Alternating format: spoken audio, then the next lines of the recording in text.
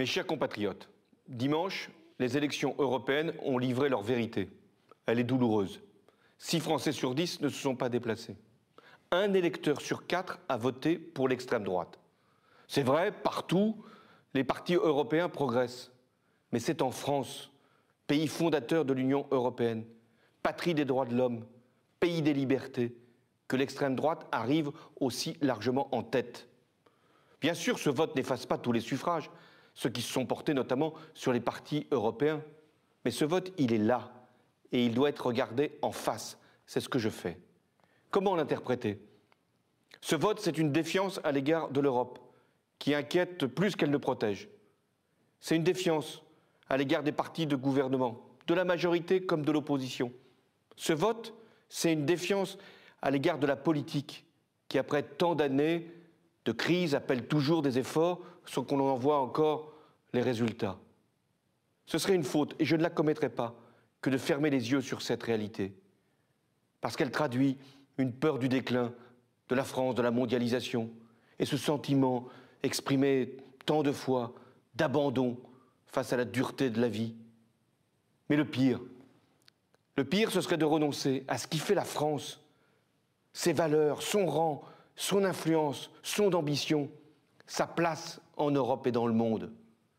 Nous sommes un grand pays, et il ne peut concevoir son destin dans le repli, dans la fermeture, dans le rejet. L'Europe, elle ne peut pas avancer sans la France. Mais l'avenir de la France, il est en Europe. Je suis européen.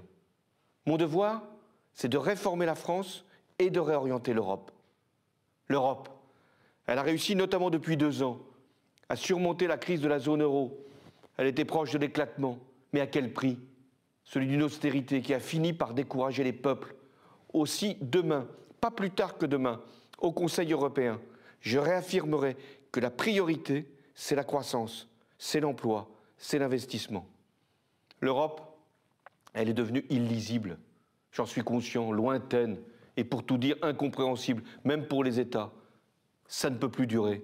L'Europe, elle doit être simple, claire, pour être efficace là où elle est attendue, et se retirer là où elle n'est pas nécessaire.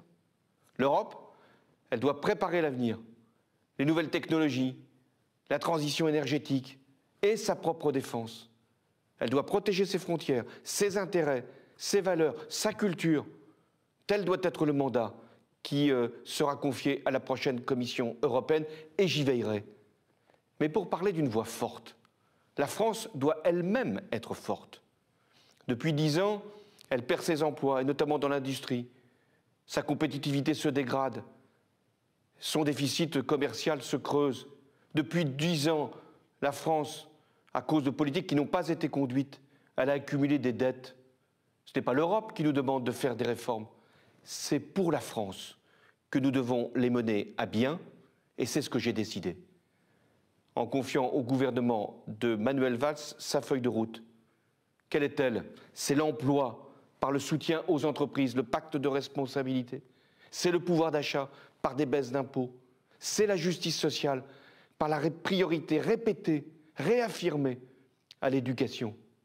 C'est la simplification, la modernisation, et ce sera tout l'enjeu de la réforme de notre organisation territoriale de grandes régions avec une évolution de nos collectivités, et ce sera présenté dès la semaine prochaine.